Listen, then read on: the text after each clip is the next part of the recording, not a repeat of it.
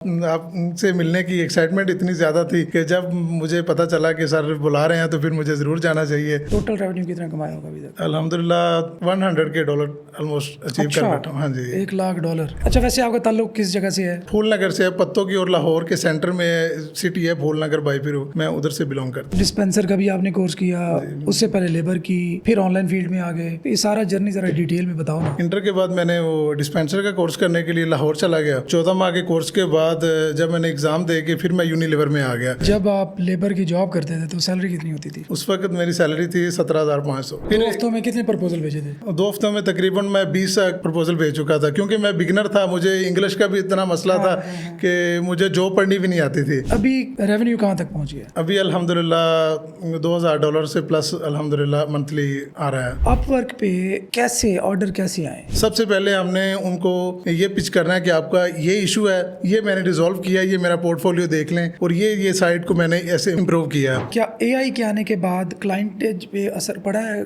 कम हुए हैं, ज़्यादा हुए हैं, क्या हुआ है? पहले हमें राइटिंग के बहुत ज़्यादा मसाइल थे, हमें कोई आइडिया नहीं था कि हम किस तरह राइट करें। तो अभी हमारे पास एआई है, तो एआई को हम एक प्रॉम्प्ट देते हैं, उर्दू में कुछ भी लिखते हैं तो वो हमें इंग्लिश में बहुत अच्छे तरीके से हर चीज़ बना के दे देता है। एक बंदे को 5, 7, 10 ऑर्डर्स मिल जाते हैं, उसके बाद ब्रेक लग जाती है, उसकी क्या रीज़न समझते हो आप? क्योंकि जितने भी ये फ्रीलांसिंग मार्केट प्लेसेस हैं, ये आपकी एक्टिविटी मांगते हैं। जब आप किसी भी क्लाइंट को रिस्पॉन्ड नहीं करते तो आपकी प्रोफाइल पे नेगेटिविटी इम्पैक्ट पड़ता है, वो उनके एल्गोरिथम नोट करते हैं। अपवर्क में मेरा ऑलरेडी काम सही चल रहा है जी, तो क्या मुझे फाइवर भी ट्राई करना चाहिए, लिंक्डइन पे भी ढूंढने चाहिए क्लाइंट्स, या सिर्फ अपवर्क पे रहें तो बेहतर है? एसीबीटी में आने के बाद उमैर शहजाद के जब लेक्चर आए फाइवर के, तो मेरा अपवर्क पे उस वक्त अच्छा काम चल रहा था, तो मैंने कहा कि अभी मेरे पास टीम भी है, मैं कर भी सकता हूँ, तो मैंने उस टाइम फिर फाइवर स्टार्ट किया। अल्हम्दुलिल्लाह मुझे अपवर्क से ज़्यादा फाइवर के ऊपर काम आना शुरू हो गया। एक न्यूबी कितना एक वेट करे, मतलब क्या एक्सपेक्ट कर सकता है कि कितने अरसे में मुझे ऑर्डर आ जाएगा? आपकी कम्युनिकेशन अच्छी होनी चाहिए, जो आप क्लाइंट के इश्यूज के ऊपर बात कर रहे हैं, बिड करने का स्टाइल अच्छा होना चाहिए, तो फिर आप आसानी से 1 मंथ के अंदर आप आसानी से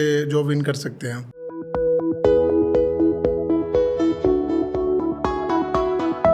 अस्सलाम वालेकुम, मैं हूं तनवीर नाडला। एक बंदा 2016 में यूनिलीवर में एक आइसक्रीम के एक प्लांट पे मजदूरी कर रहा है और उसकी सैलरी है तकरीबन 17,000 रुपए, और उसके बाद वो डिस्पेंसरी की तरफ जाता है, डिस्पेंसर बनता है, वहां पे भी उसको वो ग्रोथ नहीं मिलती जो वो एक्सपेक्ट कर रहा था, और उसके बाद वो मूव करता है ऑनलाइन डिजिटल स्किल्स की तरफ, और आज माशाल्लाह उसका जो रेवेन्यू है वो $2,000 से ज्यादा है, मतलब मंथली तकरीबन 5 लाख रुपए से ज्यादा, और 8 लोगों को वो रोजगार देने का बायस बन रहा है, बल्कि 8 फैमिलीज के लिए रोजगार क्रिएट कर रहा है। आइए आपको मिलवाते हैं, और बड़ा प्यारा सा नाम है फूल नगर, वहाँ के मोहम्मद नवीद से, जिन्होंने पहले एसबीटी 7 में उसको एक्सप्लोर किया, एसबीटी 13 में अगेन आए, और आज माशाल्लाह 5 लाख रुपए से ज्यादा से रेवेन्यू जनरेट करे। जी नवीद, क्या हाल है आपके? अल्हम्दुलिल्लाह सर, आप कैसे हैं? खैरियत से? सफर ठीक गुजरा है आपका? जी अल्हम्दुलिल्लाह, बहुत अच्छा माशाल्लाह। बस आपसे मिलने की एक्साइटमेंट इतनी ज़्यादा थी कि जब मुझे पता चला कि सर बुला रहे हैं तो फिर मुझे ज़रूर जाना चाहिए। तो मैं लास्ट वीक से प्लान कर रहा था, तो आज मुझे मौका मिला।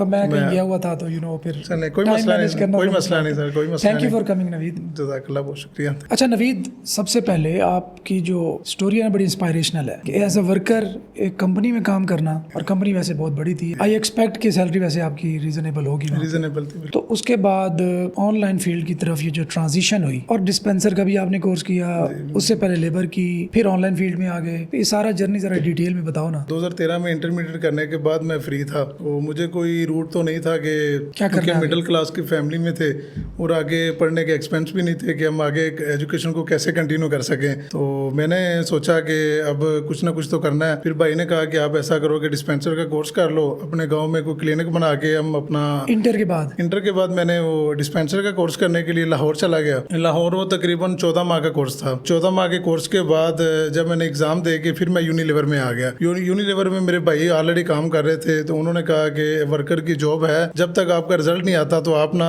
यूनिलीवर में एज ए वर्कर जॉब कर लो। तो मैंने वो as a worker job start कर ली। क्या नेचर क्या थी? वो उधर ना सर थी, जो अभी फैमिली पैक होते हैं ना 1 लीटर या हाफ लीटर के आइसक्रीम के, वो हम उधर पैकिंग करते थे। वो उसमें वो नोजलें होती हैं, तकरीबन 8 नोजल होती है एक मशीन के ऊपर, वो आइसक्रीम का काम होता है। तो हम वो नोजल के ऊपर वो तकरीबन 1 मिनट के अंदर तकरीबन 100 16 बैग वो भरने होते थे। वो इतनी स्पीड से काम करना, डब्बे जो पड़े होते थे ना, जो बॉक्स थे, वो बॉक्स भी हमने खुद बनाने होते थे, खुद बना के वो फिल करके फिर बंद करके कन्वेयर के ऊपर रखने, फिर वो नया बॉक्स बनाना। 1 मिनट के अंदर हम 16 बॉक्स बनाते थे, इतनी स्पीड के साथ वो काम करना होता था। मैंने तकरीबन 8 माह उधर काम किया। वो काम करते करते बस मुझे सोच आई कि अगर मैं ये काम करता रहूंगा तो फिर तो मैं इधर स्टक हो जाऊंगा। मैं ना ये जॉब नहीं करना चाह रहा, मैं कोई अपना काम करना चाह रहा हूँ। 2016 में फिर मैंने वो जॉब क्विट की। तो जब मैंने 18 नवंबर को जॉब क्विट की तो 23 नवंबर को मेरे दोस्त ना लाहौर में ऑलरेडी काम कर रहे थे, उन्होंने 23 नवंबर को मुझे ना कॉल की कि आप ना ऐसा करो कि हमें ज्वाइन कर लो, वो हमें ना एक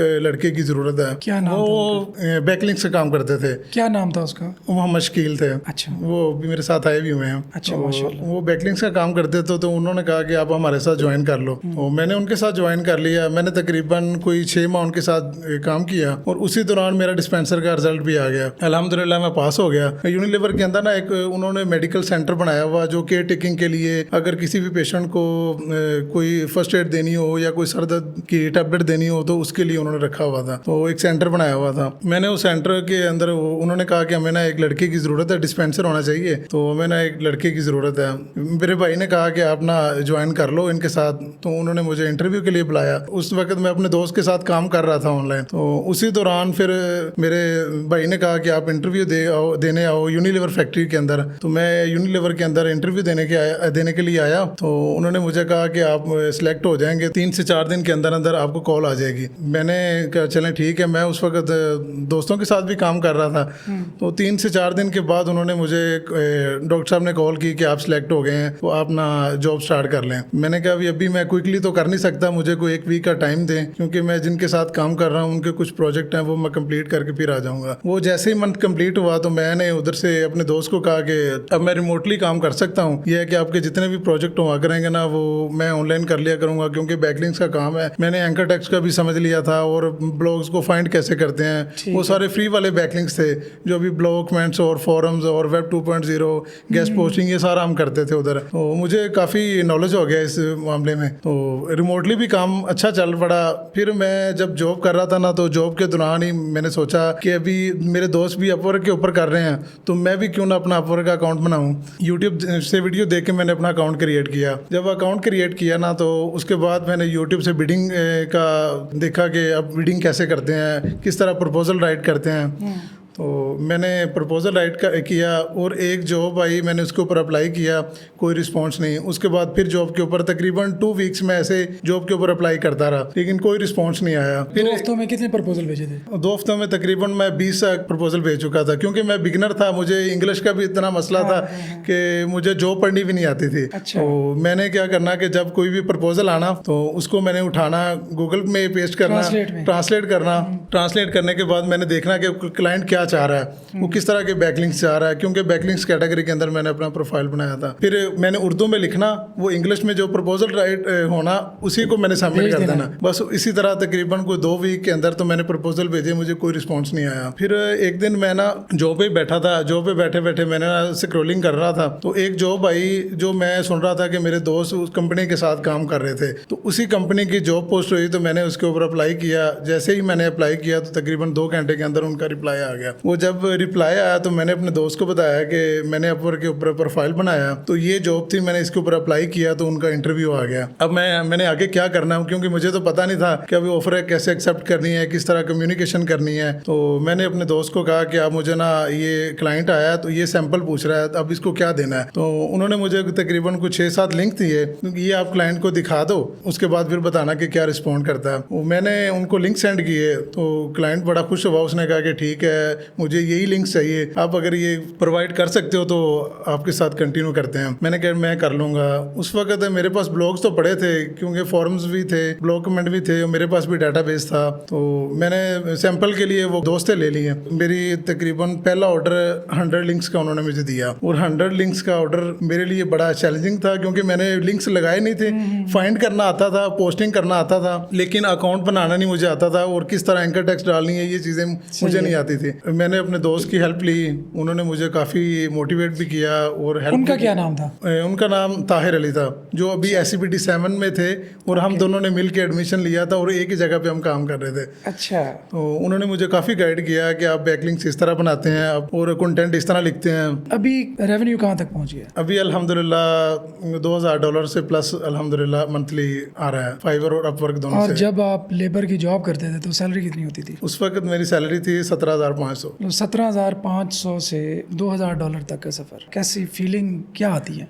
सर जब मैंने फ्रीलांसिंग स्टार्ट की ना तो फ्रीलांसिंग में मुझे प्रोजेक्ट आना शुरू हो गया अल्हम्दुलिल्लाह। जब मेरी अर्निंग तकरीबन 3 गुना ज़्यादा हो गई मेरी जॉब से, तो मैंने जॉब क्विट कर दी। 50,000 रुपये आने लगे? 50,000 से ज़्यादा अल्हम्दुलिल्लाह आने लग गए, तो मैंने जॉब क्विट कर दी। तो उस वक्त ना मैं कासिम अली शाह की वीडियोस देखता होता था, तो मोटिवेशन के लिए।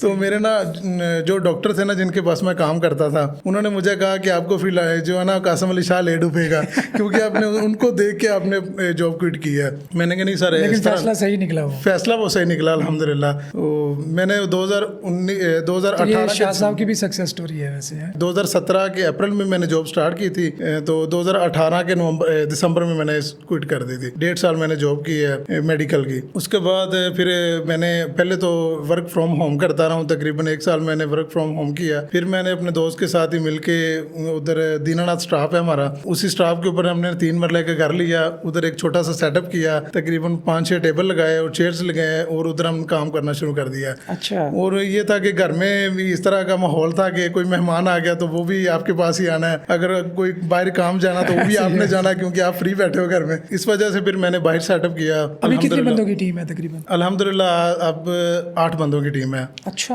हाँ जी, 8 लोगों के रोजगार का बाइस बन रहा है अल्हम्दुलिल्लाह। अच्छा, अब आते हैं थोड़ा सा ना टेक्निकल बातों पे। ये तो हो गई मोटिवेशनल आपकी लाइफ स्टोरी। अपवर्क पे कैसे ऑर्डर कैसे आए? सर अगर स्टार्ट पे चाहे ना, और आजकल जिस तरह काफ़ी ज़्यादा सैचुरेशन मार्केट हो गई है, तो अभी प्रोफाइल के ऊपर ना हमें स्पेंडिंग करना पड़ती है कनेक्ट्स पे, क्योंकि जब हम कनेक्ट्स पे स्पेंडिंग करेंगे ना तो फिर ही हम ज़्यादा से ज़्यादा बिड का रिस्पॉन्स ले सकते हैं, क्लाइंट्स को हम रीच आउट कर सकते हैं। वो इस तरह के जैसे अब अगर न्यू प्रोफाइल है, न्यू प्रोफाइल के ऊपर तो हम कनेक्ट्स बहुत कम लगाते हैं, जो बेसिक जैसे एक जॉब के ऊपर 7 कनेक्ट्स लगते हैं। कोई ऐसी जॉब होती है जो जिसका बजट ज़्यादा होता है उसके ऊपर वो 17 कनेक्ट्स भी लगते हैं। कुछ ऐसी जॉब भी होती है जो एक जॉब के लिए अब 27 कनेक्ट्स भी देने पड़ते हैं। जो स्टार्टअप है ना, स्टार्टअप के लिए फिर ऐसा है कि एक तो प्रपोजल राइट अच्छा करें, जिसमें अच्छा प्रपोजल कैसा होता है? अच्छा प्रपोजल ऐसा होता है कि अगर एक क्लाइंट आया आपके पास, उस दिन जॉब पोस्ट हुई है, सबसे पहले आपने उसके इश्यूज के बारे में बात करनी है।